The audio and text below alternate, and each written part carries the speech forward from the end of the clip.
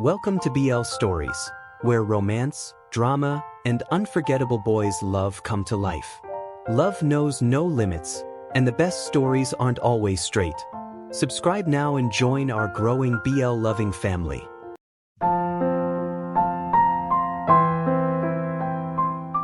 Chapter 13. Adrian's POV. A mating ceremony. That's what everyone had gathered for in the woods that night. The full moon hung high above us, casting a pale glow over the forest floor. The wolves seemed unusually restless, and the night air carried an energy that was both thrilling and unsettling. It had been a chaotic few days, and honestly, I wouldn't have minded if things slowed down a bit. I was starting to wonder if this particular wolf pack had a streak of bad luck, or if my presence had somehow triggered everything that had gone wrong lately. In just 1 week, fights had broken out among the wolves. Carson hated me. Marcus hated me. Grady couldn't even look at me, and his mate wasn't helping the situation either. Scotty had broken his arm, Lucas refused to leave my side, and part of the outer fencing around the pack's territory had been torn down. To make things more complicated, I was beginning to enjoy the break from my usual work. Lucas didn't seem eager to leave, while Carson clearly couldn't wait for me to go. I couldn't tell whether I liked being here or hated every second of it. Everything felt like too much at once.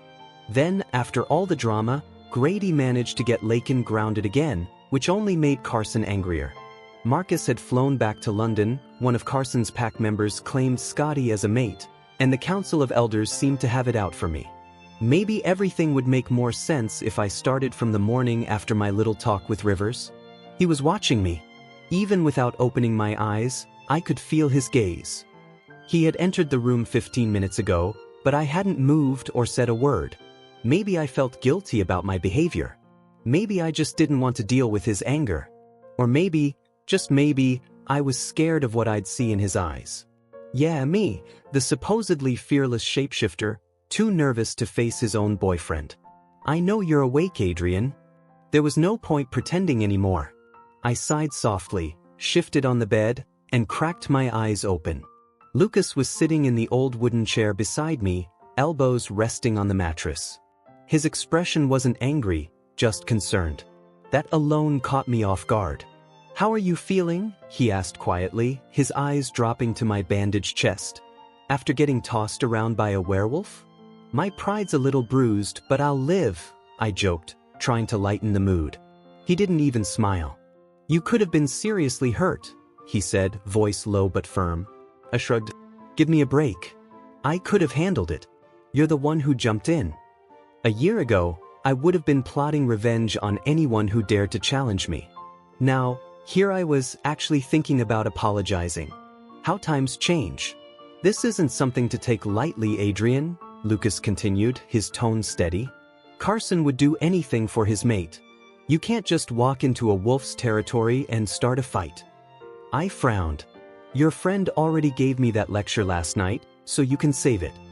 He didn't react, didn't even look angry. Just kept that same calm, worried expression. It was disarming. Where was the fiery, easily irritated Lucas I knew? I watched as he reached out, gently pulling the blanket down to inspect my bruises. His fingers lightly traced the marks on my skin. His touch was soft, almost trembling. "He could have killed you," he whispered, eyes still fixed on the bruises. "Yeah, I gathered that," I sighed. "But why aren't you mad? This isn't like you." He looked up, and for a second, his eyes flashed with frustration. "I am mad, Adrian. Considering how reckless that was." There was the Lucas I knew. "You think this is funny?" he said, his voice rising slightly. "Do you even realize what happened yesterday? They could have taken us both down, and you're acting like it's nothing." Before I could respond, he stood up so fast the chair nearly tipped over. "Lucas, calm down." "Calm down?" He cut me off, his voice cracking with emotion. "You act like nothing can hurt you, like you're invincible. But you're not, Adrian. You're not indestructible." I opened my mouth to argue, but the words didn't come. His anger wasn't just frustration, it was fear. "You don't understand," he said, voice shaking now. "One day, you're going to push too far, and I won't be able to save you." Before I could respond, he stepped closer and gripped my shoulders, not roughly, but firm enough to hold my attention. His breathing was uneven. "Lucas," I started, but he interrupted me again. "I can't lose you, Adrian," he whispered, his voice breaking. "I've already lost too many people. I can't go through that again." The tension in the room melted as quickly as it had built. His shoulders slumped, and he rested his forehead against mine. "I know you think you're fine," he continued softly, "but when I saw you go down, I thought..." His voice faltered, and I realized there were tears in his eyes. I didn't know what to say. My chest ached, not just from the bruises, but from the weight of his words. "I'm sorry," I whispered. "I didn't mean to scare you." He nodded slowly, his hand still resting against my cheek. The anger had faded completely now, replaced by something gentler, fear, love, and exhaustion all mixed together. "I just need you to be more careful," he said quietly. Before I could answer, everything around me began to blur. The pain in my chest flared sharply, and the last thing I heard was his voice calling my name before everything went dark. When I woke up again, it was to Scotty's smiling face, and, thankfully, no pain. "Lucas called the doctor," he said. "Turns out you had a few cracked ribs. Guess the guy didn't notice the first time." I groaned softly and glanced down at the bandages. "Figures. He gave you something for the pain. Didn't expect you to wake up so soon."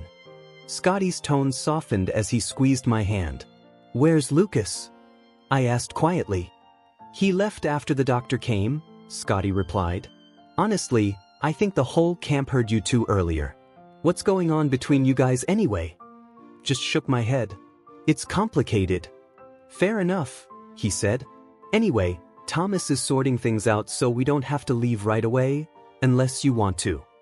Before I could respond, a knock came at the door.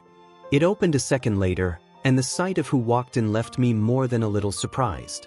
Chapter 14. Adrian's POV. I sat up straighter in bed and pushed the blanket off my legs when he entered the room. His hands were clasped nervously in front of him, but despite the tension written all over his face, he stepped forward until he stood at the center of the room. "It's okay.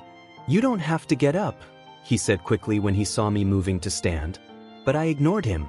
There was no way I was going to look weak in front of him. I swung my legs to the floor, steadying myself before walking toward the window. From there, I could observe him clearly. His cheeks were slightly flushed. He licked his lips, cleared his throat, and still said nothing. Scotty glanced between us awkwardly before breaking the silence. "I think I'll go for a walk," he muttered, quickly standing and heading for the door. A second later, it shut behind him, leaving just the two of us. The silence stretched. I waited for him to speak, but he only glanced around the room like he was seeing it for the first time. My patience ran out. "Is there something you wanted, or are you just here to admire the room?" I asked sharply. He flushed, biting his lower lip. Well, actually..." "Let me guess," I interrupted. "You came to demand an apology? Or maybe to tell me to leave?" "Actually," he said, straightening up, "I came to apologize." That caught me off guard. My brows furrowed. "Apologize?" He nodded. "Carson overreacted. He shouldn't have hurt you the way he did. I'm sorry." His tone was sincere, and yet it made something inside me bristle. It sounded like pity, like he thought I was fragile. The idea irritated me. "Don't think for a second your alpha's little outburst had any real effect on me," I said, my tone cool. "I could have taken him down if I'd actually tried." That was an exaggeration, of course, but he didn't need to know that. Lakin raised an eyebrow, amusement flickering in his eyes. "So, you're saying you let him break your ribs and give you a black eye? Because you didn't feel like putting in the effort?" His teasing grin made my fists clench at my sides. "Are you finished?" I asked tightly. "Did your alpha send you here to gloat?" He shook his head quickly, raising his palms as if to calm me. "No. He'd probably lose his mind if he knew I came here at all." His voice softened, his eyes sincere now. "I just wanted to say that I understand. It's yours.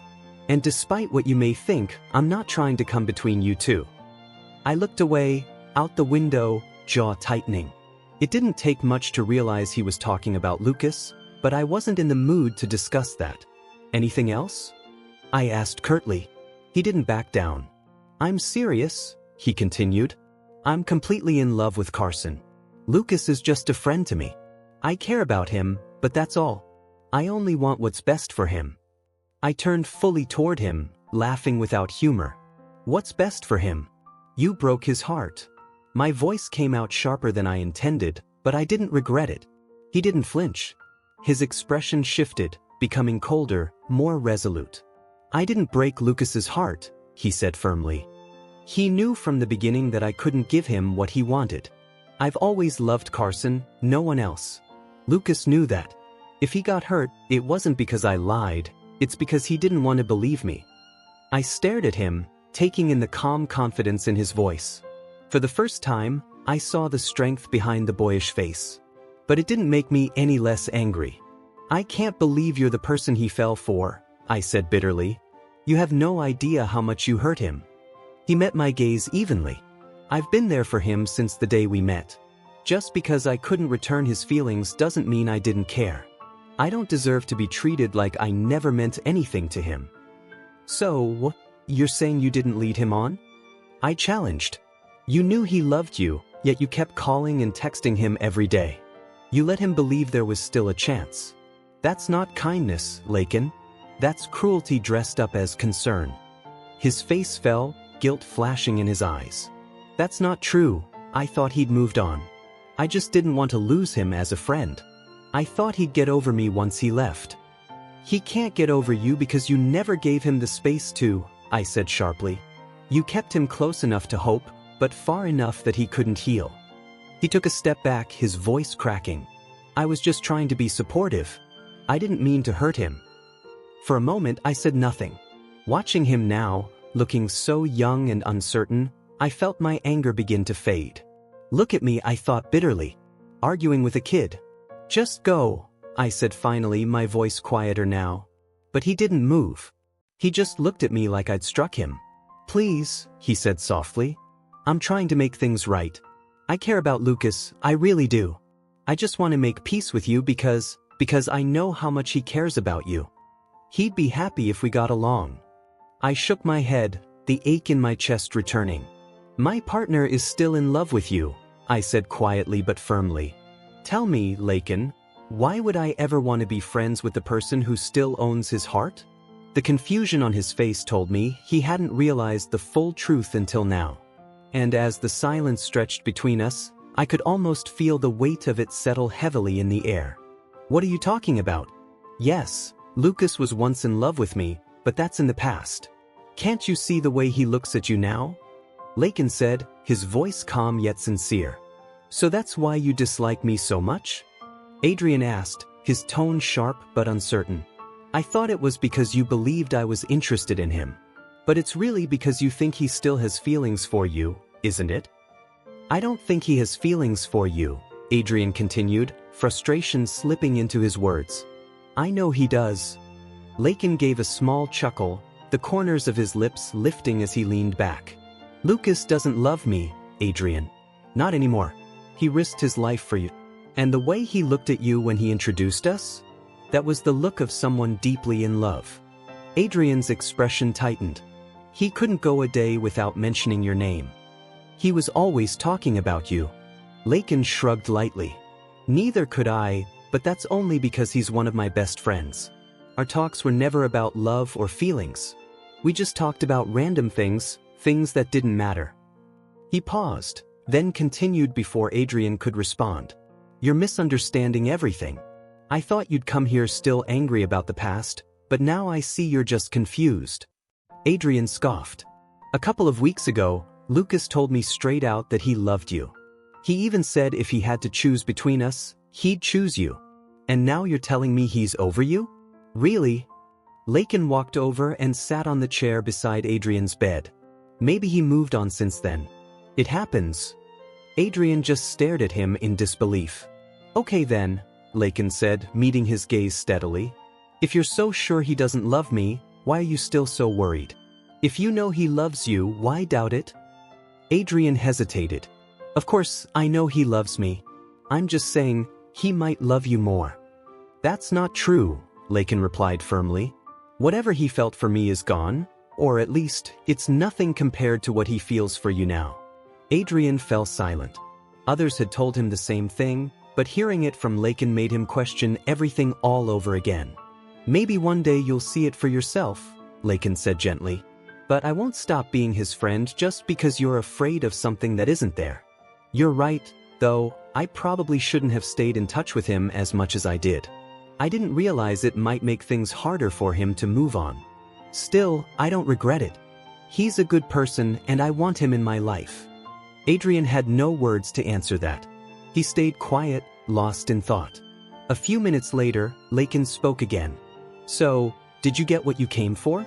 Are you finally satisfied that I'm not trying to come between you two? Because I don't know what else I can say. Who said that's why I came here? Adrian asked defensively. Lakin smirked faintly. You didn't have to say it.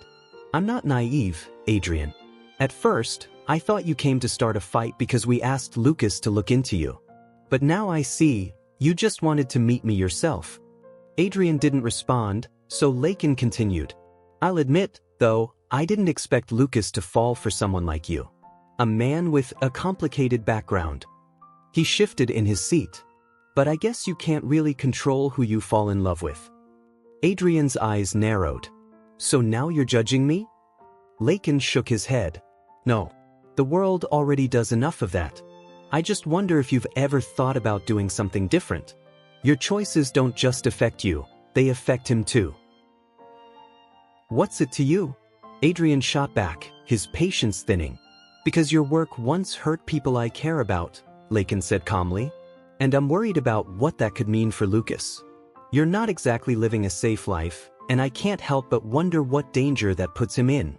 Lucas knew what he was getting into the moment he chose to be with me, Adrian said firmly. He made that decision. So, you're willing to risk his safety? Lakin's voice rose slightly. You're okay with that? I thought you loved him. That's none of your business, Adrian snapped. If you say you're not after him, then stay out of it. Lakin's expression hardened. Lucas tells me everything, except this. Did you ever stop to wonder why he never told me about you? Why he never mentioned your name? Maybe because he was afraid you'd still have feelings for him, Adrian replied. Or maybe he was hoping you'd come back. Lakin shook his head slowly, his voice softer now. Or maybe it's because he's ashamed. Maybe he didn't tell me because he didn't want the world to know he's with someone who lives on the edge. Adrian took a step closer, his tone low and firm. We're done here.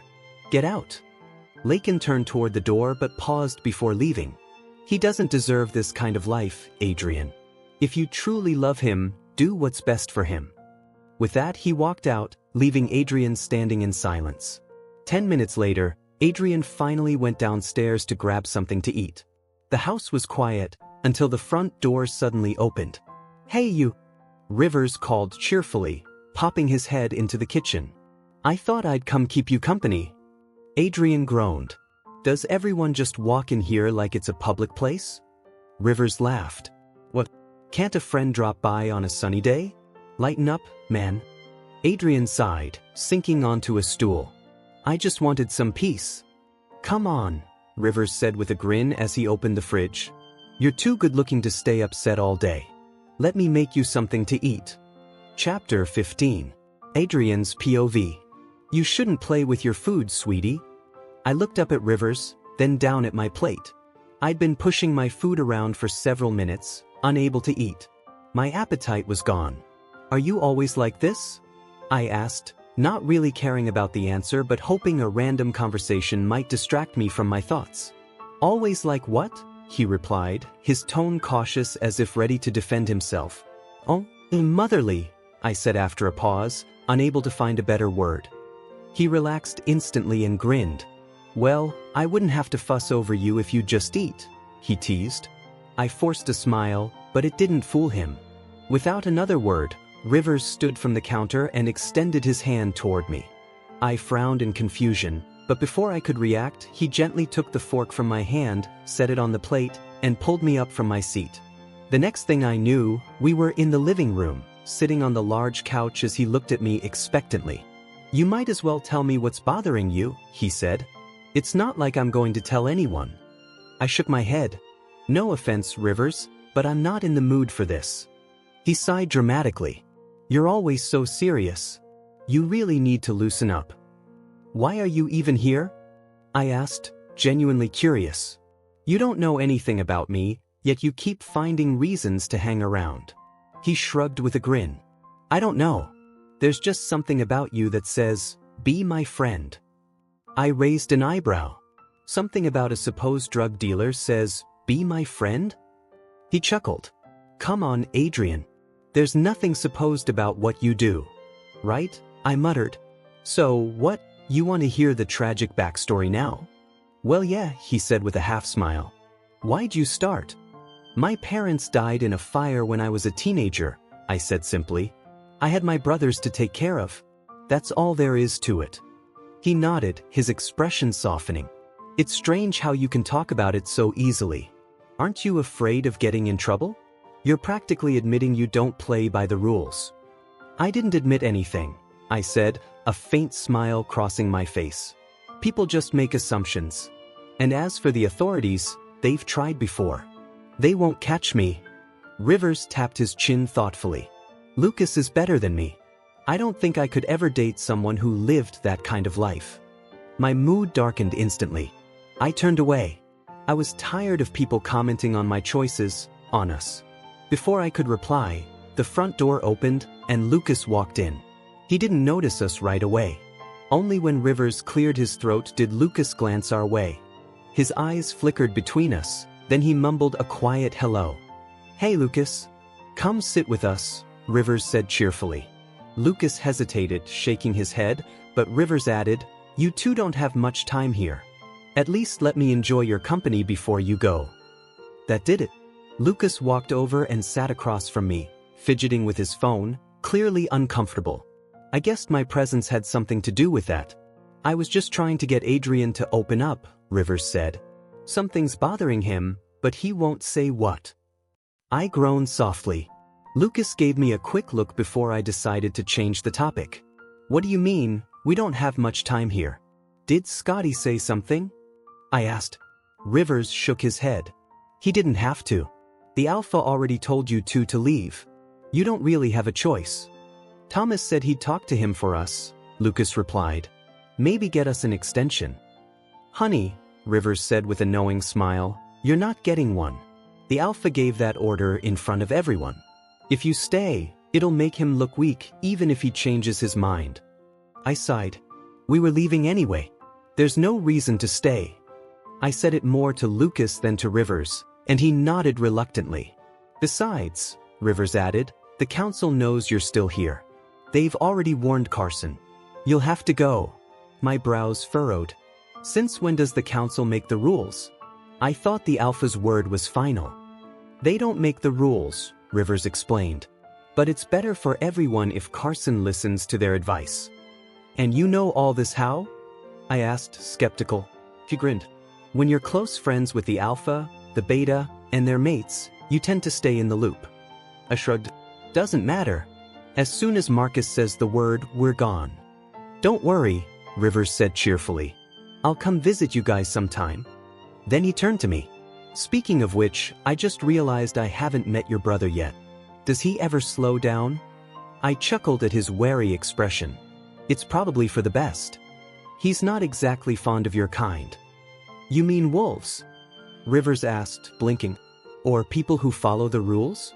"Wolves," I clarified. "And don't ask me why. He just does." Rivers looked genuinely puzzled. "He hates wolves, yet he's living in a wolf pack?" "He's a bit intense," Lucas said dryly. I couldn't help but smile. "I'm serious," Lucas continued. "It's probably good you haven't met him. He'd probably scare you just by looking your way." Rivers straightened. "He could try. I might look delicate, but I'm still a werewolf. I can handle myself." Lucas laughed. "Sure. Tell that to Marcus. Look what he did to my neck. I couldn't even fight back. Between the two of them, Marcus is definitely the muscle." I turned sharply toward Lucas. "Marcus did that to you?" His eyes widened, realizing what he'd just admitted. I immediately stood up, ready to find my brother, but Lucas grabbed my arm and gently pulled me back down beside him. "Relax, Romeo," he said softly. "He was just trying to protect you." I started, but Lucas cut me off. "I'm over it. Let's just leave it there, all right?" His voice was firm, his arm draped casually around my shoulders. I stayed quiet, though I made a mental note to talk to Marcus later. "So, I'm guessing you and your brother aren't close," Rivers said carefully. Lucas chuckled. "Marcus doesn't really get along with anyone. I don't take it personally. Anyway, what's that smell? I'm starving." "I cooked," Rivers exclaimed, leaping up. "I'll get you some." As he left for the kitchen, Lucas removed his arm and turned to me. "How are you feeling?" he asked quietly, his tone softer now. There was a trace of guilt there, probably about our argument earlier. Truthfully, my chest still hurt, and every breath felt heavy. But he didn't need to know that. "I'm fine," I lied. "No pain, nothing." He didn't look convinced, but he nodded. "I'm sorry about earlier," he said under his breath, making sure Rivers couldn't hear. "I shouldn't have said what I did." I smiled faintly. "It's all right. I probably needed the reminder anyway." He flinched at that, but I quickly changed the subject. "Where were you anyway?" "By the lake," he said. "I needed some air."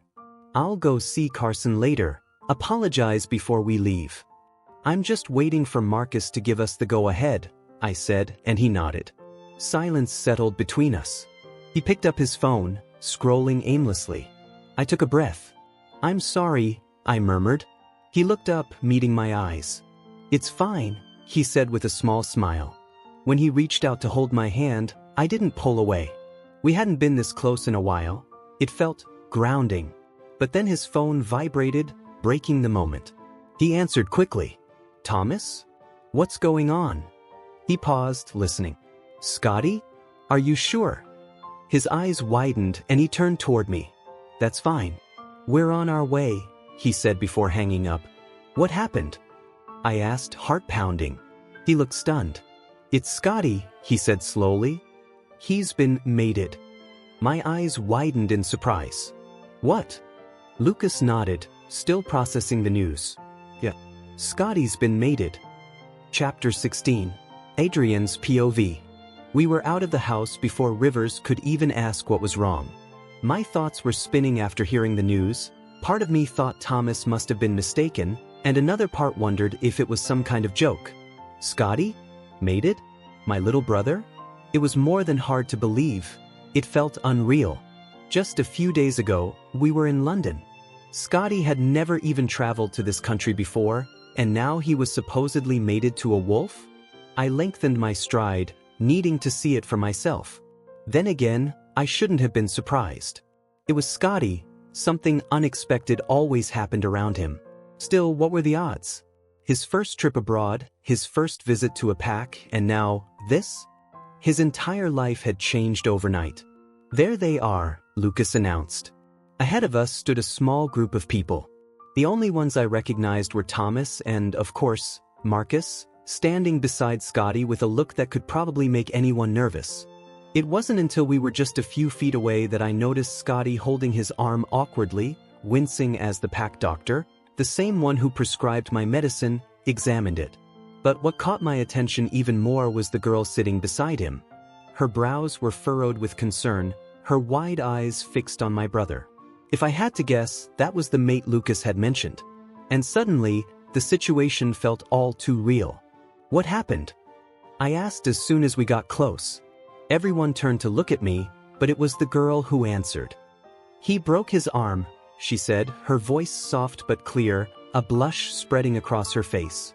"It's a long story," Scotty added, only to wince again as the doctor pressed on his arm. She tripped. He tried to catch her, fell instead, and broke his arm. "Not much of a long story," Marcus said flatly, earning another blush from Scotty. The girl smiled politely and extended her hand toward me. "You must be Adrian." I shook her hand briefly. "And you are?" "Your sister-in-law," she said with a grin. Marcus groaned under his breath. "You're not his mate." He's a shifter, not a wolf. He doesn't have a mate, so why don't you stop confusing him? The girl didn't back down. Her tone stayed calm, almost professional. You have a lot of bottled up emotions, Marcus. You might want to talk about them before they eat you alive. Marcus' eyes darkened and he took a step forward, but Thomas immediately moved between them, his expression firm. It would be in your best interest not to threaten anyone in my pack, Marcus, Thomas warned. If she says he's her mate, then he's her mate. There's no set rule for how this works. My mate is human, and we're still bonded. Marcus looked away, tense and silent. My own body still ached from the injuries I hadn't fully recovered from, so I quietly moved to sit under a nearby tree, not wanting to get caught in another argument. Lucas joined me, sitting close enough that our shoulders brushed. "What are the odds, huh?" he said with a grin, looking at Scotty. "Finding your mate in my pack." Scotty grinned back before his gaze drifted to the girl beside him. She smiled shyly, her cheeks pink. It had been a while since I'd seen someone that happy, or that nervous. Scotty looked like he could float, and the girl seemed just as smitten. I'd never really understood the whole mating thing. Falling in love with someone the moment you meet them, with no say in it, it seemed absurd. And yet, it had happened to my brother. "Now you have a pack?" Marcus said toward Lucas, his tone sharp. Lucas ignored him and kept watching the new couple. "So let me get this straight," I said. "You tried to save her from falling, and now you're mates?" Scotty chuckled sheepishly. "Pretty much. It was hardly saving a life," Marcus muttered. "The worst that could have happened was her falling on the ground." Scotty frowned but didn't argue. "I can't believe this," the girl said, her eyes shining. "I never thought I'd actually find my mate. It's been 2 years since my 18th birthday." Thomas smiled at her like a proud parent. Marcus, on the other hand, rolled his eyes. "You don't even know each other. How can you be in love already?" "That's how mating works," Scotty said, his tone certain. "We'll get to know each other eventually." "Good luck with that," Marcus said sharply. "We're not staying here, and we're definitely not taking her with us." Scotty's head shot up. "What? We can't leave. I just met her." "Exactly. You just met her, so you'll get over it," Marcus replied. "Marcus," I said calmly, "you know how wolf bonds work. They can't just ignore it." He shot me a warning look, but I didn't back down. Thomas's phone rang suddenly, cutting through the tension. He stepped away to answer it, his voice low. Scotty smiled brightly, despite his arm being in a sling. "See? Everything's fine," he said optimistically, glancing at his mate. Marcus folded his arms. "It doesn't matter. We're leaving today. So, when you're done here, pack your things." Scotty's expression darkened. "Why are you always treating me like a kid? This is important, Marcus. I'm mated." Marcus sighed, clearly frustrated. "She's confusing you, Scotty. Wolves are like that. She's not your mate, and she doesn't love you. We're leaving, end of story." The girl stood abruptly, anger flashing in her eyes. "He is my mate, and of course I love him. I've been waiting for him my whole life, and I'm not letting you take him away." She took a step toward Marcus, but before things could get worse, Scotty stood between them, grimacing as his injured arm brushed against his leg. "I'm not going anywhere," he said firmly. "Just because you've never been in love doesn't mean this isn't real." Marcus' eyes narrowed. "Is that how you talk to me now, Scotty? You'd abandon your own brother for this wolf?"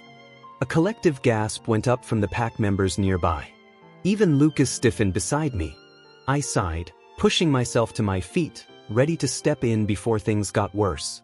Scotty looked distressed, his voice trembling slightly. "I'm not abandoning you," he said earnestly. "I just want to stay here. Maybe you all can stay with me too." He sounded almost like he was pleading for Marcus to understand, but Marcus wasn't having it.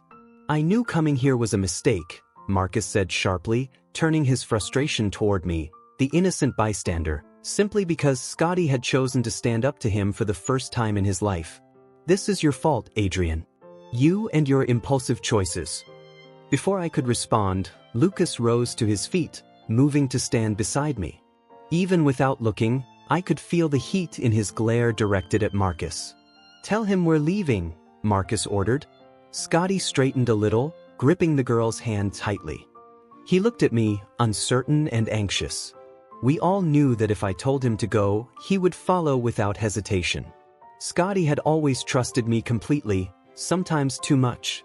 But looking at him now, I knew I couldn't do that to him. He deserved a chance to choose his own path, even if it wasn't the one Marcus approved of. I'd always wanted him to find stability. He was young, and his restless nature had often worried me. Maybe this was what he needed, something or someone to ground him. "He's in love, Marcus," I said calmly. "Why should we force him to leave?" Lucas and Scotty both looked surprised by my words. Clearly, they'd expected me to side with Marcus. Marcus gave a short, bitter laugh. "I should have known," he said. "You've changed since you met him." His eyes flicked toward Lucas. "You've gotten soft, just like I said you would. And now you're dragging Scotty down with you." If anyone else had said that, I might have been angry. But this was Marcus. His words were sharp, but his heart was buried deep beneath that tough exterior. "You should be happy for him," I said quietly. "Put aside your pride and just support your brother. He needs you." Marcus' jaw tightened. "You'd let him stay here? In this place?" he asked, gesturing around us. "He's not like them. He'll get hurt." "They might not like us," I said honestly, "but he's safer here than anywhere else. He's mated to one of their own. That gives him protection." Marcus shook his head, his expression hard to read. Then, to my surprise, he stepped closer and reached up to touch my cheek, something he hadn't done in years. His hand was rough, but his eyes were soft. "You're making a huge mistake, Adrian," he said quietly.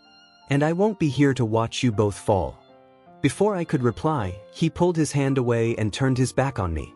"The council wants to meet with all of you," Thomas announced, slipping his phone into his pocket as he approached.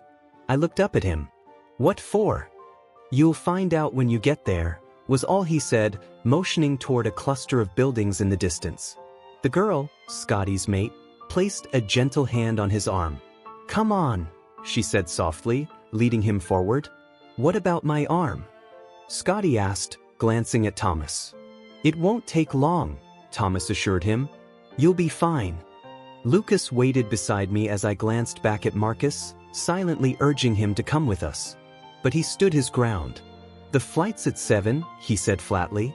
"I'm leaving, with or without you." Before I could respond, Lucas lightly took hold of my arm. "Come on," he said quietly. I nodded, deciding I'd talk to Marcus later. He'd calm down eventually. He always did. The council chamber was colder than I expected. "Well, look who we have here," the chief elder said, his tone laced with sarcasm. "The great Corsetti brothers, though it seems one of you decided not to join us." I stiffened, but Thomas spoke up before I could respond. "He's leaving," he said simply. The elder nodded slowly. "Still, I must admit I was surprised when I heard you'd all arrived. And led by Lucas, of all people." He turned to Lucas, forcing a smile. "Welcome back, old friend." Lucas gave a curt nod but said nothing. The elder's gaze shifted back to me. "Let me be clear, I'm not interested in the reason you're here," he said. "But I speak for the entire council when I say, you are not welcome." His words hit harder than I expected, but I didn't flinch. "Your brother, however," he continued, "is mated to one of our own. He may stay, but you must leave." I glared at him. Things were moving faster than I anticipated. I'd expected resistance, perhaps even outrage at the idea of a criminal tied to one of their pack. But this calm, decisive rejection caught me off guard. "You have 24 hours to leave," the elder said firmly. "If you remain beyond that, we will consider it an act of aggression." Before I could respond, Thomas stepped in. "His brother isn't familiar with our ways," he said. "He'll need someone to guide him through the transition. I propose Adrian stay until Scotty adapts, and then he can leave." "Absolutely not," the elder said sharply. "I will not allow." "That's final," Carson interrupted, his tone firm. His eyes met mine across the table. "It would be unreasonable to expect Scotty to adapt alone. his brother can stay within a reasonable time frame. I frowned. The way they were discussing me as if I wasn't even in the room was infuriating. And what exactly counts as a reasonable time frame? I asked, my voice dry. The amount of time any rational person would consider fair, Carson replied smoothly, refusing to rise to the challenge. Thomas added, you break one rule and you're gone. No second chances. He gestured toward the door. You may go. As we turned to leave, he spoke again. Please, Scotty. I'd like a word. Scotty looked uncertain, clutching his injured arm while Jesse held his uninjured one protectively. I gave him a reassuring nod before stepping out. When the door closed behind me, I nearly ran into Rivers. He looked anxious, though he tried to hide it behind a faint smile. I heard about Scotty, he said. So, he's made it, huh? I nodded, walking past him. Yeah. Listen, Rivers, I'll talk to you later, okay? I need to find Marcus.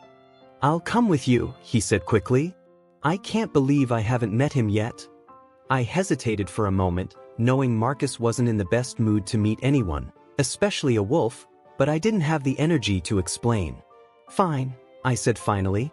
Let's go. And together, we set off to find him. Chapter 17.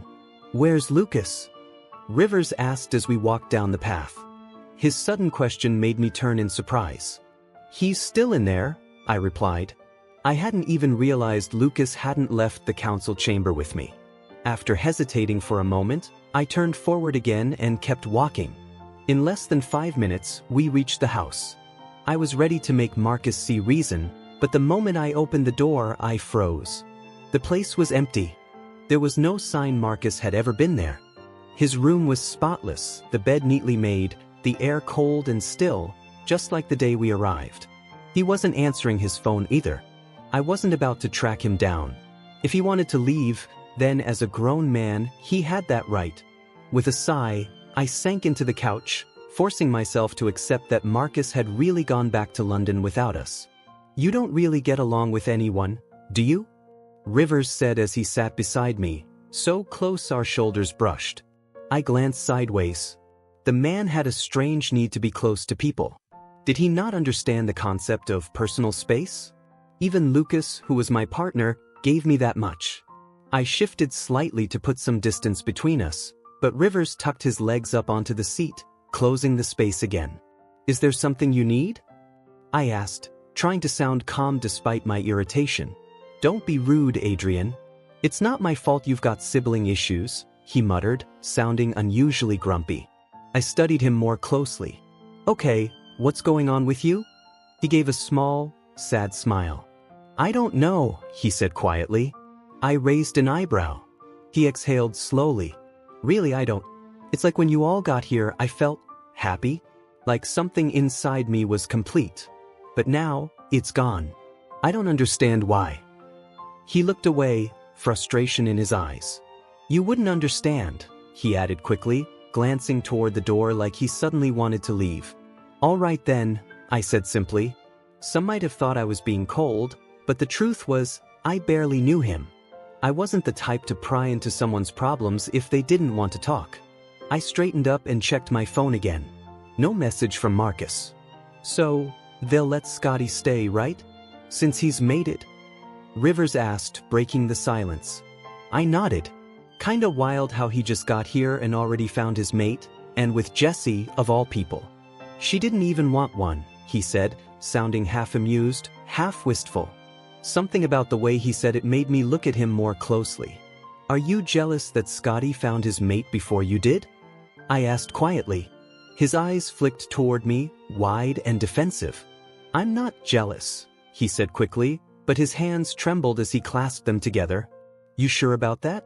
You're old enough to feel the pull of your mate, right? Watching everyone around you find love while you're still waiting, it must be hard. He stared at me for a long time, saying nothing, but the truth was written all over his face. When he finally spoke, his voice was unsteady. I'm just lonely, he whispered. I want to find him. I need to find him. Something in his tone tugged at me. What makes you think you won't? I asked. He shook his head, trying to blink away the tears welling in his eyes. "I just have this feeling," he said softly. "Sometimes I think I feel him close by, but then it's like he's fading away. Other times I feel nothing at all, like maybe I imagined it. I don't want to end up alone." He looked at me, pleading for reassurance I wasn't sure I could give. "It's stupid," he murmured, his voice breaking. "I don't know why I feel like this." Before I could think twice, I reached out and pulled him into an awkward embrace. He trembled against me, his tears soaking into my shirt as I patted his back gently, unsure what else to do. That was how Lucas found us later that day, Rivers fast asleep against me, tear stains drying on his cheeks. "Everything okay?" Lucas asked quietly, his voice soft. "He's had a rough day," I said. "He'll be fine." Lucas nodded and stepped closer, leaning down to press a tender kiss against my lips. The unexpected gentleness of it caught me off guard. He smiled faintly. "What you did for Scotty, it was good. He deserves happiness." I cleared my throat, trying to steady myself. "You know I never liked how reckless he was with relationships," I said, and Lucas knelt beside me. "I know," he said softly, "but letting him stay here, with people who'll protect him, that's not something I expected from you." "I may not like wolves," I admitted, "but they take care of their own. He's safer here than he ever was with me." Lucas ran his fingers through my hair, a gesture so tender I barely recognized it. "You've changed," he said quietly, not accusingly, but with wonder. I frowned slightly. "You think love has made me weak, like Marcus says?" He smiled and rested his chin on my knee. "No, not weak. Just softer. Less angry at the world." "I wasn't angry," I said defensively. He chuckled. "Maybe not at the world, but at something. I remember when you were like Marcus, unyielding, never satisfied, always pushing. But now, you're different. Happier." He took my hand and pressed it to his chest. I felt his heartbeat beneath my palm, steady and warm. "So have you," I told him quietly. And it was true. He wasn't as guarded as before, the walls between us were slowly falling away. "I'm happy here," he said simply. And I believed him. For the first time in a long while, I felt it too. "I'm glad," I whispered back. The next morning, Carson's voice rang through the courtyard, commanding silence. "Another fence has been torn down along the outer perimeter," he announced. "Anyone with information, step forward. This is serious and cannot continue." Beside me, Grady stifled a laugh until Rivers smacked the back of his head. "Would you stop that?" he hissed. Grady rubbed his head and muttered, "I just hate when he acts all strict like that. We know he's a softie deep down." Rivers rolled his eyes. "So is Thomas, but you're not making fun of him." "Thomas is never a softie," Grady countered. "He's the most serious guy I know. He's a real leader." Lakin, standing behind them, smacked him too. "And Carson isn't?" he said sharply. "They're both leaders," Grady said quickly. "I'm just saying Thomas, he's scarier. One glare from him and everyone listens." "They're both terrifying when they want to be," Lakin muttered. "You're just biased because Thomas is your mate." Grady rolled his eyes again. "You've never seen Thomas mad, have you? Believe me, when he is, you don't want to be anywhere near him. Even Carson doesn't compare." Lakin threw his hands up, exasperated, and I couldn't help but smile faintly. For a moment, surrounded by their bickering, the tension lifted. But somewhere deep down, I knew peace like this never lasted long. "Come on, Grady, it doesn't matter. Carson's the alpha, Thomas is the beta, deal with it." Lakin shouted. Half the camp turned toward us, curious about the commotion. Even the alpha and beta paused their discussion, looking our way. I sighed and shook my head at their childish behavior. One woman shot me a sharp glare as if I had caused the disruption, and I met her gaze coolly. Moments later, a small woman with fiery hazel eyes and an unmistakable air of authority made her way through the crowd. Before the meeting could continue, everyone learned that she was Lakin's mother, and that Lakin was now grounded for interrupting another pack meeting. Judging by the murmurs around me, it wasn't the first time. After that, Lakin and Grady both fell silent, and I couldn't say I wasn't relieved. As for the fights that broke out in the courtyard today, Beta Thomas said, his firm voice capturing everyone's attention, consider this your warning. We're a family. If you have a problem, bring it to me or the Alpha. Disunity weakens us. Unity gives us strength. The crowd quieted. The Alpha and Beta made quite an impressive team, balanced, commanding, and deeply respected. Their leadership gave me confidence that Scotty would truly be safe here. Scanning the crowd, I quickly spotted Scotty. He stood beside Jessie, the ever-passionate therapist who had her arm wrapped protectively around him. They looked comfortable together, almost inseparable. It's hard to believe they're younger than us, isn't it? Lucas murmured beside me. I replied distractedly. He nodded toward the stage. Thomas and Carson. They seem so much older than 19. Yeah, I agreed. I've been wondering the same thing. How are they still in high school? Lucas smiled faintly. Different packs place their own people in schools as directors. It keeps things safe, especially since the younger ones start school later than humans. That way, no one questions it if strange things happen on campus. I frowned at the idea but didn't argue. Wolves had always been protective of their secrets and their own. The meeting ended shortly after. Thomas officially announced that Scotty and Jessie had bonded, and additional guards would be placed around the territory. As the crowd dispersed, Carson and Thomas approached our group. Carson nodded politely at Lucas but didn't acknowledge me. Thomas went straight to Grady. Do I even want to ask what happened earlier? Carson asked, arms crossed. Lakin shrugged silently, and Rivers explained. Thomas sighed. You can't behave for 5 minutes, can you? You're still acting like a kid. Grady only smirked, accepting the scolding as if he'd heard it 1,000 times before. Hey, everyone, Scotty greeted a few minutes later, smiling warmly. We're going to the lake. You all coming? Jessie tugged at his arm, and soon enough, we were following. Thomas and Grady walked together, Scotty and Jessie followed close behind. Scotty still healing from his injury, and Lucas and I brought up the rear.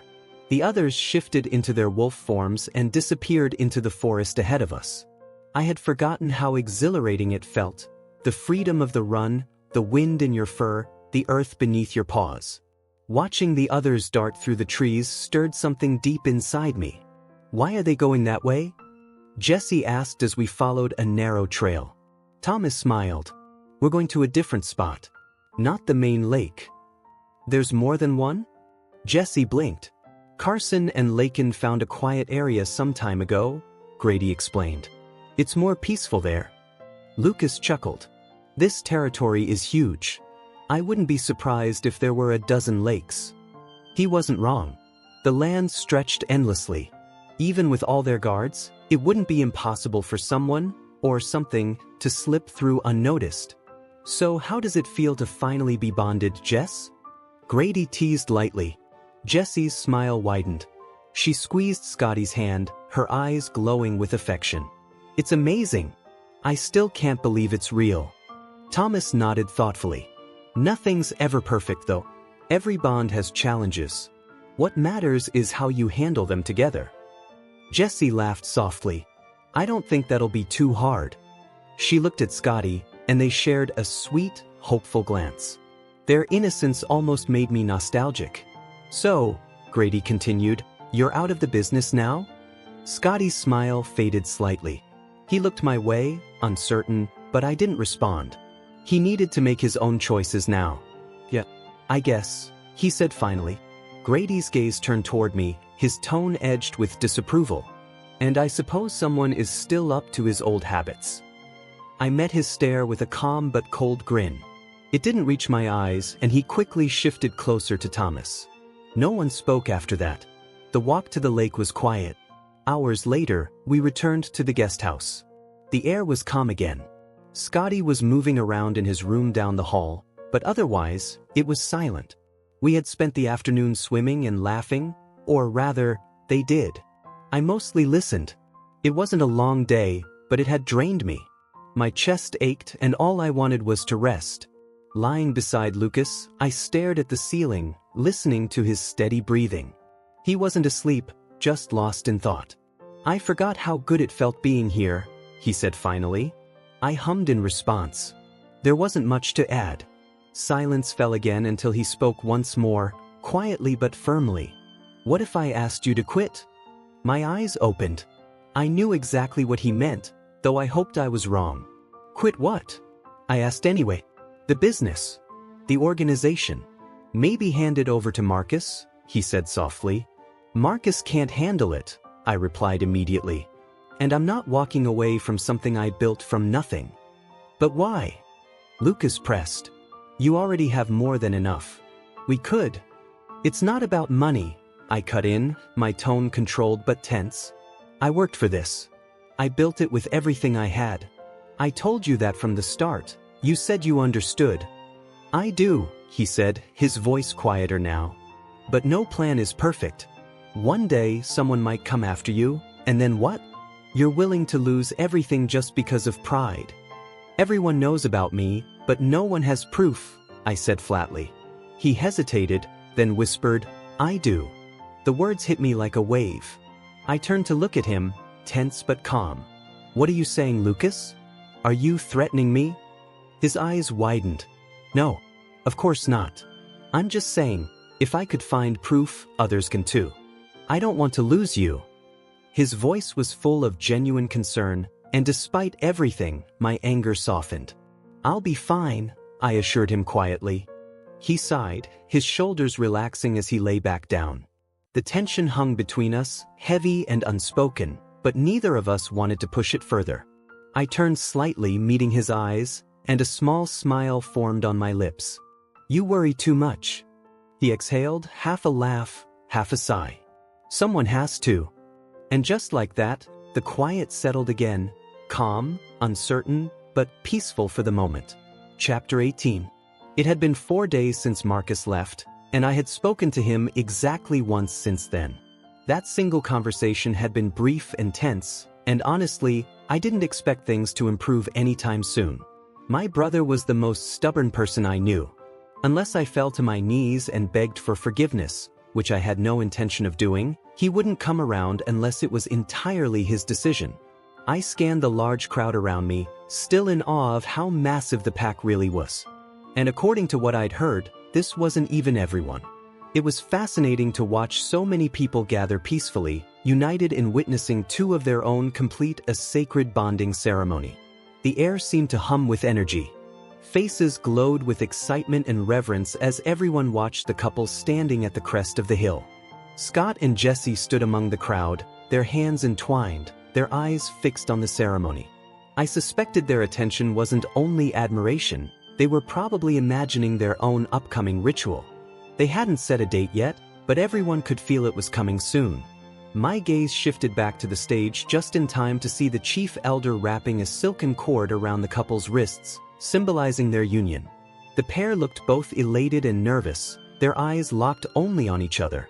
Want to get out of here? Lucas asked beside me. I didn't hesitate to nod. We'd been standing there for nearly 45 minutes, and while everyone else seemed entranced, I'd grown restless long ago. Lucas placed a hand on my arm and guided me away from the crowd. Within moments, we were moving through the dense forest, the distant sounds of the ceremony fading behind us. Where are we going? I asked as he urged me to keep pace. He didn't answer right away, just gave a quiet grin that said trust me. I'd go crazy if I had to sit through that entire ceremony, he said finally. Why is it so long anyway? I asked, ducking under a low branch. No idea. 15 minutes would have been plenty if you ask me, he replied with a light chuckle. We walked in silence for nearly 10 minutes before my curiosity finally got the better of me. You sure you know where you're going? Or are we just walking to pass the time? The first time I met Lakin, he began, slowing his pace so we were side by side, I tried to get him to come with me somewhere. I want to show you that place. I glanced at him suspiciously but didn't comment. This should be interesting. I'm glad he didn't come with me that day, Lucas continued. It wouldn't have ended well. My brows furrowed. What do you mean? It was a trap, he said calmly. Remember, the plan back then was to capture him? I nodded, listening intently. The plan was to lure him to a specific spot where Victor's men would be waiting. They were supposed to take him to their territory. Kidnapping then? I asked. He nodded slightly. Yeah. But he didn't take the bait. I think Carson had something to do with that, as usual. I studied Lucas carefully, curious if the mention of Carson would annoy him, but he seemed indifferent. As we walked, the forest thinned, and I noticed a few guards ahead repairing a section of the boundary fence. When Carson mentioned earlier that the fence had been damaged, I hadn't imagined it would be this extensive. Dozens of men were bent over their work, patching the structure under bright floodlights. We're heading outside the territory? Best, surprised. Lucas nodded toward one of the guards, who let us pass. Soon, we were on the other side of the border. The air grew colder, and the damp ground was slick from the earlier rain. It's not far, Lucas said. There's a man-made cave nearby. Pretty impressive, actually. I think the wolves built it. Maybe it was a hideout for rogues once. It's been empty for years. It didn't take long to find it. Hidden behind a curtain of vines, the cave was carved into the side of a hill. The entrance was wide enough for 3 men to walk through shoulder to shoulder, but low enough that we had to duck slightly. Inside, the walls were smooth and narrow like a tunnel, not a typical cave. After a short walk, the passage opened up enough for us to stand upright. Why this spot? I asked. Why not take him somewhere far away from Carson's land? It's hard to find, Lucas explained. Even during the day, you'd miss it unless you knew where to look. The plan was to keep him here overnight, then move him in the morning. They thought it would be easier to handle any resistance in daylight. I raised an eyebrow. Sounds risky. He sighed. It was. But they wouldn't listen to me. I couldn't help but smile. So why bring me here now? Lucas shrugged lightly. Just thought I'd share a little piece of my past. Besides, it's better than standing around watching a never-ending ceremony. Did you ever tell Lakin about this place? I asked. He shook his head. No, he'd already been through enough. He didn't need to know that the first night we met could have been his last. The cave was dimly lit by a soft beam of moonlight filtering through a small opening in the ceiling. It was beautiful in a haunting way. I'm guessing that hole leads to the other side of the hill? I asked, pointing toward the light. Yeah, he said quietly. I turned to face him. So, what's really on your mind? You didn't drag me all the way out here just to show me this cave. He met my gaze, and the silence that followed told me I was right. Lucas POV. He was right. I hadn't brought him out here just to show him the cave. I'd needed time to think, to clear my head, and to gather the courage to say what I'd been holding back. You're right, I admitted finally. There's something you should know. He looked at me immediately, reading the seriousness in my tone. I was about to explain when my phone rang. I turned away, flipping it open, half relieved by the interruption. Yeah, I answered. The voice on the other end made me tense. I've got something for you, Lucas, said my contact from the London agency. I hadn't heard from him since my last trip overseas. The fact that he was calling now, at this hour, was enough to make me uneasy. Our business had always been conducted the same way, whenever I stopped by his office. He only ever called my cell if something urgent came up or if he needed to cancel an assignment. Neither of those things had happened before. What's going on? I asked. This one's big, Lucas. I mean really big. We've got a few people on it already, and the government investigators have a head start, but I thought of you. If you can help us crack this, it could make your name. The higher-ups will notice. He sounded far too eager, as if he'd forgotten that recognition was the last thing I was after. I wasn't in this line of work for fame or career growth. I did it to see justice served, to help those who couldn't help themselves. You've already got a team on it, and yet you're passing it to me? I said carefully. This must be serious. What's the case? He paused. 2 words, Corsetti Brothers. I froze, nearly dropping my phone. My eyes flicked toward Adrian, who was leaning against the wall across from me, his head bowed. Care to explain? I asked, keeping my voice steady. Well, apparently, they've been investigating these guys for a while. Word is, they're powerful men involved in illegal dealings. No one's been able to pin them down with solid evidence. That's where you come in. We need proof, Lucas. If anyone can get it, it's you. I took a slow breath, steadying my nerves. What information do you already have? I'll send over the file in the morning, he replied. No, I said quickly. I'm not in London. Tell me what you can now. It's too much for tonight. Pick it up from my office when you return. And hurry, this one's time sensitive. The call ended with a faint beep, and I stood there staring at my phone for a long moment before looking up at Adrian. He was waiting for me to speak, curiosity and concern written across his face. I shouldn't have been surprised. Not really. I'd warned him that this could happen, that his choices would eventually catch up to him. And now here it was, proof. My plan for the evening had been to get him alone, to convince him to see reason before it was too late. But maybe it already was. What's wrong? Adrian asked when I stayed silent. For a moment, I considered telling him everything. But I decided against it. Not yet. I just got assigned another case, I said, forcing a steady tone even as my pulse raced. Some unexpected news, that's all. He looked unconvinced but didn't press. You sure you're okay? Yeah, I said with a small nod. We should probably get back to camp. The ceremony's probably over by now. Without another word, I turned and started walking out of the cave. A few seconds later, I heard him follow. Adrian's POV. The next morning, everything changed. The atmosphere in the dining hall was still buzzing from the night before. Everyone was talking about the ceremony, smiling, laughing, reminiscing. The only person who wasn't caught up in the chatter, besides me, was Lucas. He sat beside me, absently pushing food around his plate. His silence spoke louder than words. Ever since that phone call in the cave, something had been weighing on him.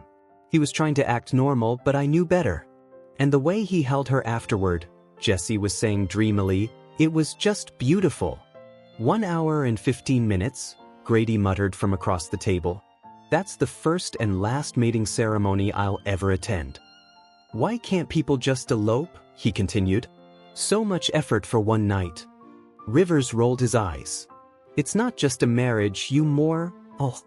The sudden scream tore through the air, freezing everyone in place. Grady grabbed Rivers just as he fell backward off the bench, clutching his side in agony. Rivers? Jesse cried out, rushing toward him. Oh no, oh no! Grady shouted, trying to hold him still as Rivers twisted and writhed on the floor, his face contorted in pain. What's happening to him? Lucas exclaimed, dropping to his knees beside them. Someone gets the doctor, a voice shouted across the room. Rivers' cries grew louder, his hands pressing against his ribs as tears streamed down his face. I don't understand, Lucas said, his voice strained. He was fine just a minute ago. Please, please make it stop. Rivers screamed, his voice breaking.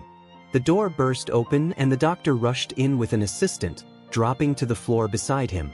Step aside, the doctor ordered firmly, and Grady moved back. Just then my phone rang.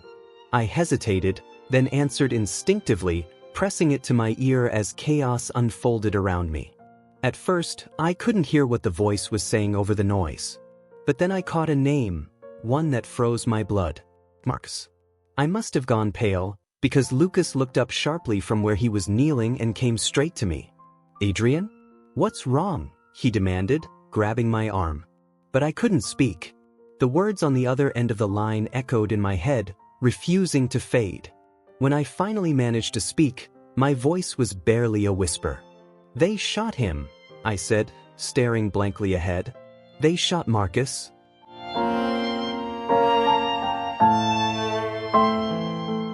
Thanks for listening to today's BL story. If it made your heart skip a beat, don't forget to like, comment, and subscribe. Only here on BL Stories, where love knows no limits.